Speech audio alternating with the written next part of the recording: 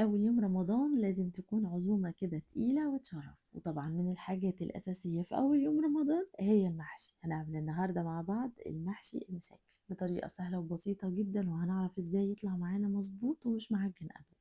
وكمان هنعمل جنبه بطاية كده بطريقة حلوة جدا، مع ان الطريقة بتاعتها سهلة وبسيطة لكن الطعم في حتة تاني. تابعي معايا الفيديو للآخر علشان تعرفي الطريقة بالتفصيل، ولو أول مرة تشوفوني متنسيش تعملي لايك وشير. يلا نسمي الله ونصلي على الرسول، اللهم صل وسلم وبارك على سيدنا محمد ونبتدي. معايا هنا بطاية حجم حوالي 2 كيلو ونص بعد التنظيف. غسلتها كويس جدا بملح ودقيق وليمون، مش بحط فيها خل، وهفضل اقول مش بحط فيها خل لاخر يوم في عمري. وبعدين صفيتها كويس جدا وهتبلها بملح وفلفل اسمر كويس جدا من جوه ومن بره وتحت الجلد وفي كل مكان. هسيبها حوالي نص ساعة على جنب تتبل علشان تتشرب الملح والفلفل. ده بيخلي طعم اللحم نفسه حلو جدا، والتتبيلة واصلة لكل مكان على الرغم ان هي تتبيلة بسيطة. بعد نص ساعة هجهز مية مغلية احط فيها المنكهات بتاعتي، بصل ورق لورا وحبهان والجزرتين كده علشان تظبط معايا اللون. ولو متوفر عندك طماطمايه هنضيف كمان واحدة طماطم، هتخلي الشوربة في حتة تانية. هنزل بالبطاية بتاعتي وهسيبها تستوي على نار هادية.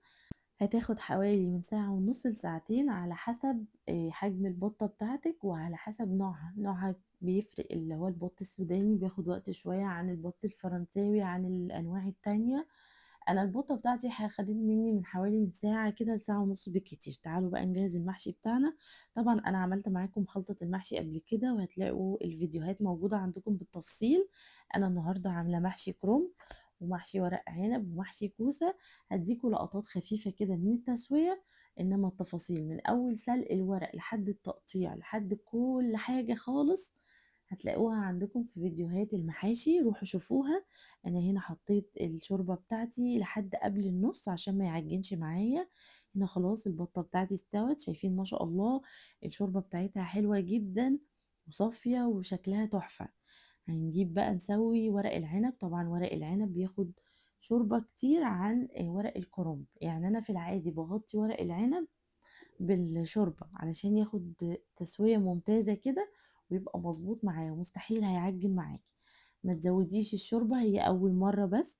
ولو حسيتي ان هو مش مستوي هتهدي النار. اهم حاجة ان انت تسيبيه ياخد وقته على البوتاجاز. عاملة برضو محشي كوسة هديله دهنة كده من الصلصة زي ما انتوا عارفين عشان انا بسويه في الفرن. وبحط الشوربة لحد نص الكوساية، يعني مش اكتر من كده، لان الكوسة بتنزل ميته على الفرن على طول. تعالوا نعمل شوية لسان عصفور لزوم عزومة رمضان، ومن الحاجات الأساسية بالنسبة لي في أي عزومة. هنزل بمعلقتين زيت عليهم معلقة صغيرة من السمنة يسخنوا معايا كويس. هنزل بشوية من لسان عصفور. دايما الناس بتشتكي لسان عصفور بيشرب الشوربة، لسان عصفور بيعجن مننا. هقولك ايه الحاجات الغلط اللي انت بتعمليها فبيعمل كده. انا هقلبه كويس جدا لغاية ما ياخد اللون اللي انت عايزاه. اهم حاجة هقولك عليها ان انت حاولي تغمقيه شوية عن اللون اللي انت عايزاه، علشان احنا لما بنحط عليه الشوربة لونه بيفتح. فما تفتحيهوش قوي وما تغمقيه زيادة عن اللزوم. اللون اللي انت هتشوفيه ده مظبوط جدا، هو متحمص كده تمام. هنزل بمكعب مرقة ومعلقة كده صغيرة من الصلصة الجاهزة، بتديها لون حلو جدا وبتديها ريحة فظيعة. واخر حاجة هضيفها هي الشوربة او المية، حتى يعني لو مش موجود عندك شوربة تقدري تبدليها بشوية مية. هغطي لسان العصفور بتاعي بالشوربة وهسيبه يغلي غلوتين اتنين. اول ما يغلي غلوتين اتنين هغطي عليه واطفي البوتاجاز وهسيبه حوالي من ربع ساعة لنص ساعة. هتلاقيه ما شاء الله نفش معاكي وحجمه استوى خالص وكمل التسوية بتاعته، وهو متغطي في الحل. مش محتاجين ان احنا نسيبه يغلي وقت طويل جدا على البوتاجاز. لو سبتيه يغلي كتير على البوتاجاز لغاية ما يستوي، اول ما تطفي عليه البوتاجاز هتلاقيه شرب الشوربة كلها، ومهما حطيتي له مية هيفضل يشرب فيها يشرب فيها.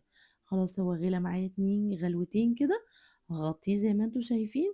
وهنا بعد ما طفيت شايفين ما شاء الله استوى زي الفل. بعد نص ساعة بالظبط كان مستوي والشوربة بتاعته ما نقصتش ولا حصل لها أي حاجة. دي أحسن حاجة تعملي بيها لسان العصفور، وتضمني إن هو مستحيل يشرب الشوربة بتاعته أو المية. تعالوا نعمل أحلى تتبيلة للبطة المسلوقة بتاعتنا وعشان تطلع مشوية. معلقتين كده من الصلصة، عليهم رشة ملح وفلفل أسمر، ومعلقتين كبار من الزيت، أي نوع زيت تحبيه، مش هيفرق خالص، بس أهم حاجة يكون زيت ملوش ريحة علشان الطعم وكده. التتبيلة دي هتنقل معانا البط في حتة تانية، هتاكلي الجلد قبل اللحم. آخر حاجة معايا معلقة كبيرة من العسل الأبيض، يا نهار أبيض على القرمشة والطعم الحلو مع الحادق، بصراحة بيدي البط يعني حاجة تانية.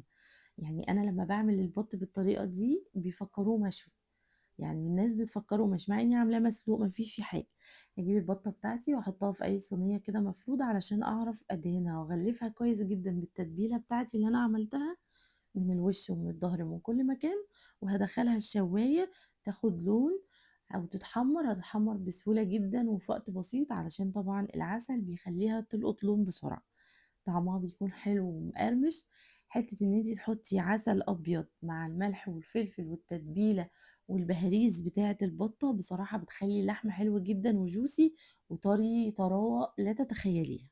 لو لسه مكملة معايا الفيديو لحد هنا، يلا صلي على الرسول عليه أفضل الصلاة والسلام في الكومنتات، وكل سنة وانتي طيبة، واكتبي لي كومنت حلو زيك كده بعد ما طلعت من الفرن. شايفين ما شاء الله لونها مظبوط وحلو جدا، ومش قادرة أقول لكم على القرمشة. كده الأكل بتاعنا خلاص جاهز، تعالوا بقى نشوف هنقدم ازاي. أول حاجة طبعا هي المحشي، يعني القلبة بتاع المحشي دي هي اللي بتوريكي المحشي بتاعنا معجن ولا مظبوط ولا أخباره ايه. ما شاء الله كان زي الفل، الطبق بتاعنا بدأ يقع مني علشان التقل. ما شاء الله والله الإضاءة كمان يعني ظلماه. شايفين ما شاء الله الصباع بينزل لوحده كده، تعرفي ان المحشي بتاعنا مظبوط.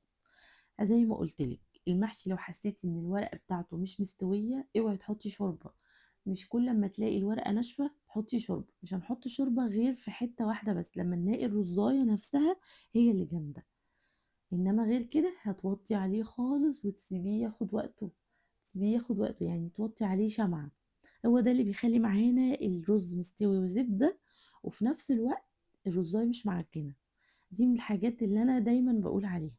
دي شوية سمبوسة من السمبوسة اللي انا كنت عاملاها، هتلاقوا عندكم فيديو عجينة السمبوسة كنا عاملينها في البيت. وإن شاء الله هعمل معاكم طريقة تانية للسمبوسة تكون سهلة وبسيطة، لأن الطريقة دي في ناس كتير قالوا لي فيها تفاصيل كتير. وطبعا هنحط الكينج بتاعنا البطاية الجميلة، شايفين ما شاء الله، يعني دي صينية عروسة صينية أول يوم رمضان، صينية عروسة. ورصيت الكوسة بتاعتي وحطينا شوية كده من البقدونس، وبس كده خلاص خلصنا عزومة أول يوم رمضان.